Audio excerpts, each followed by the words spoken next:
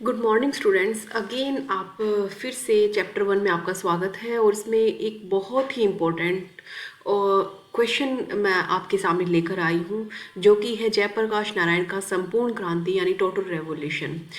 उन्होंने संपूर्ण क्रांति का नारा क्यों दिया? बहुत इंपॉर्टेंट एमसीक्यू भी है और 16 मार्क्स का क्वेश्चन तो कई ही बार पूछा गया है। देखिए, संपूर्ण क्रांति एक वास्तव में ये आप ये मत समझिए कि ये सिर्फ हमारा एक कोर्स से रिलेटेड क्वेश्चन है या हमें जस्ट अपने एग्ज़ाम के पर्पज़ से प्री मेंस के पर्पज़ से इसको पढ़ लेना है और ग्रैब कर लेना है। एक्चुअली में हमें अपने लाइफ में भी बहुत बहुत कुछ सिखाता है संपूर्ण क्रांति का जो ये नारा है। तो जयप्रकाश नारायण जो है ये संपूर्ण क्रांति की बात क्यों करते हैं, सबसे पहले तो इसे ही जानना बहुत ज़रूरी है। अगर हम संपूर्ण क्रांति की बात करें तो ये नारा जयप्रकाश नारायण ने देने की वजह, सबसे बड़ी वजह ये थी कि वो जैसे कि आपको पता ही है 1954 में राजनीति से संन्यास ले चुके थे और संन्यास लेने का कारण सबसे बड़ा यही था कि वो जो राजनीति देख रहे थे भारत की आज़ादी के बाद, वो ऐसी राजनीति थी जो केवल राजनीतिक हितों की या राजनीतिक स्वार्थों की पूर्ति के लिए बनी थी। उसमें आम व्यक्ति का, आम नागरिक का कोई योगदान नहीं था। लोकतंत्र जो है दलतंत्र का रूप ले चुका था। इसके अलावा वो देख चुके थे कि जो 1974 तक आते आते इवन राजनीति से संन्यास लेने के बाद भी वो देख चुके थे कि ये 25 साल जो निकले हैं कांग्रेस के शासन की, ये बेहद ही निराशाजनक है। देश की स्थिति दिन प्रतिदिन बिगड़ गई है।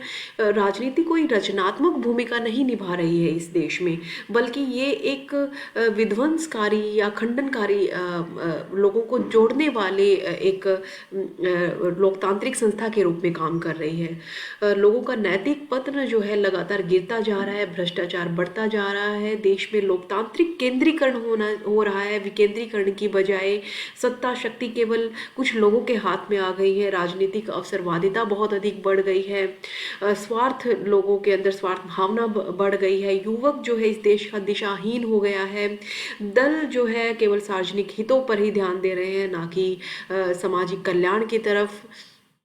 वो खास तौर पर लोकतांत्रिक केंद्रीकरण से बहुत अधिक दुखी थे, विशेषकर जो इंदिरा गांधी की जो सरकार थी उस समय, जिस तरह से सत्तावादी एक फासिस्टवादी शक्ति के तौर पर वो उभर कर सामने आ रही थी, लोगों के ऊपर इमरजेंसी इम्पोज की थी, उससे वो बहुत अधिक आघात उनको हुआ था।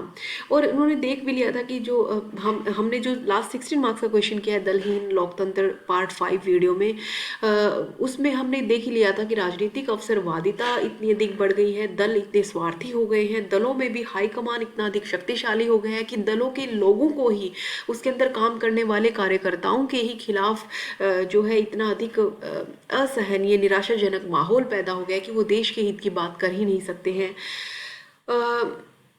इसके अलावा ये सब तो था ही संपूर्ण क्रांति का नारा देने के लिए, वो राजनीतिक परिस्थितियों से बहुत अधिक दुखी हो गई। इसके अलावा एक और इम्पोर्टेंट जो घटना थी वो थी विनोबा भावे का सर्वोदय आंदोलन। इससे वो बहुत अधिक प्रभावित हुए थे।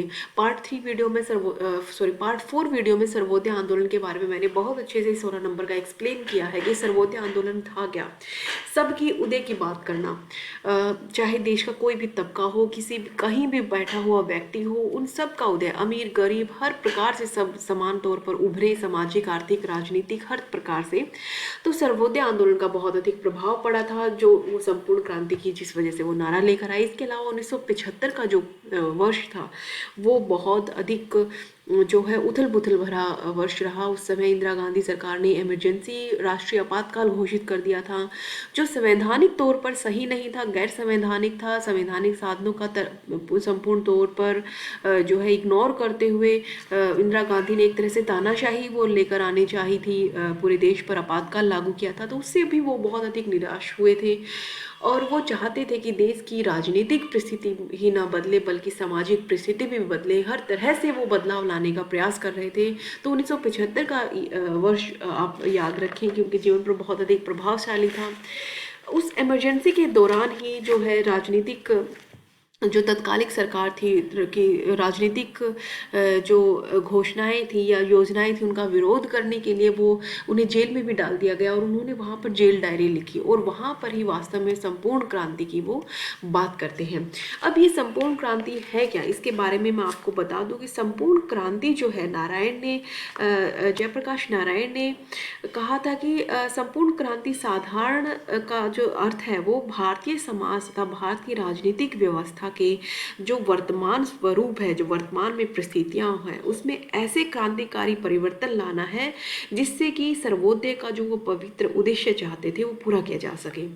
यानी कि सामाजिक, राजनीतिक, आर्थिक हर प्रकार से परिवर्तन लाना ही संपूर्ण क्रांति है जिससे सर्वोदय को अपनाया जा सके। नारायण अपनी संपूर्ण क्रांति द्वारा सर्वोदय समाज एवं मानवतावादी जो आदर्श समाज है उसको स्थापित करना चाहते थे। ये एक तरह का उनका साम्यवादी समाज था, कम्युनिटेरियन सोसाइटी थी, जहाँ पर संपूर्ण समानता की वो बात करते हैं। तो संपूर्ण क्रांति का जब उन्होंने विचार रखा, जो उन्होंने जेल डायरी, प्रिजन डायरी नाम से जो लिखी थी उन्होंने अपना दस्तावेज, उसमें लिखा और उन्होंने 7 प्रकार की जो है क्रांतियों को संपूर्ण क्रांति का नाम दिया। तो सबसे पहले जो मैं ऑलरेडी आपको राजनीतिक विचारों में 7 क्रांतियों के बारे में बता चुकी थी कि कौन कौन से 7 रेवोल्यूशंस हैं, आपको वो बहुत अच्छे से याद रख लेनी है। अब हम one by one in revolutions के बारे में हम पढ़ेंगे, समझेंगे।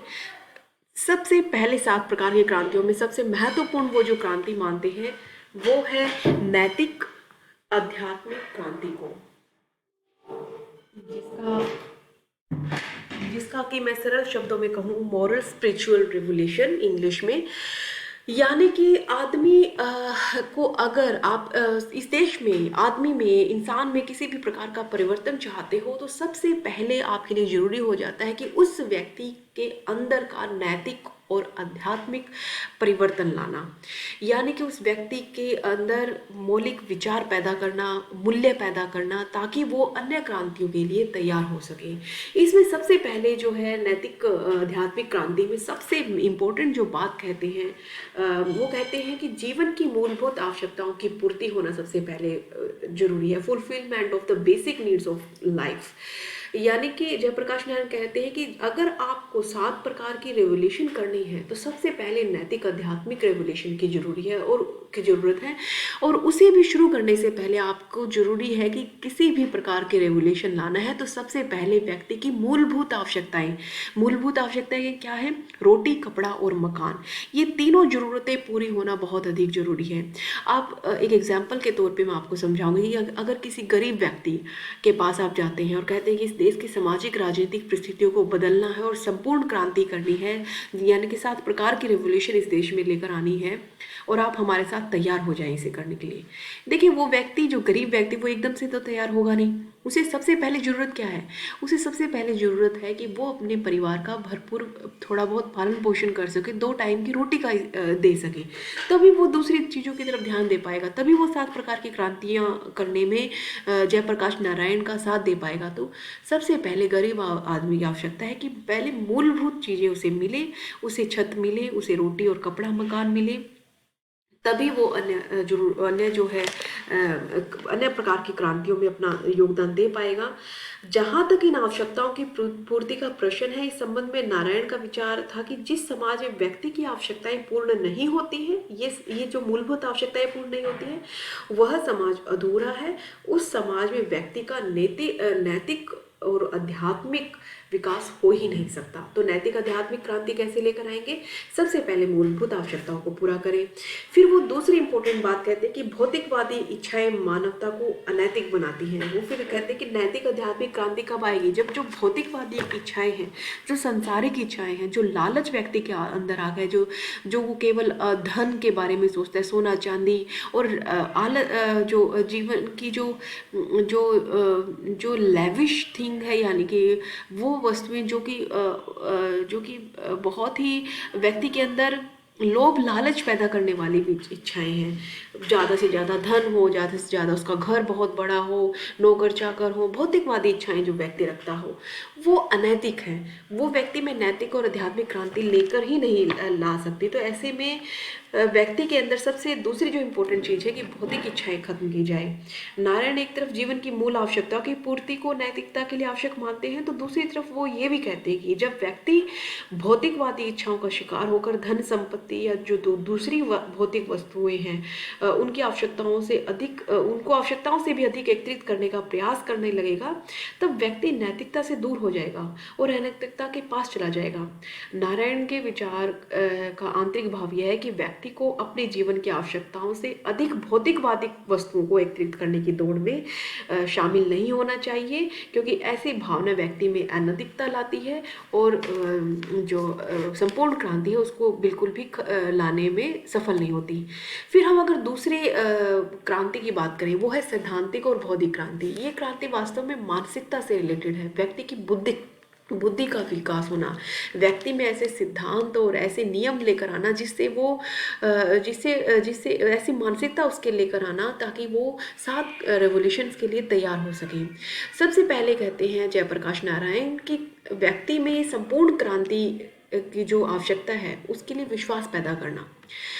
कहने का मतलब क्या है कि ये क्रांति तब तक सफल नहीं हो सकती है जब तक व्यक्ति में ये विश्वास पैदा ना कर दिया जाए कि इन क्रांतियों की को आज के टाइम में देश को जरूरत है।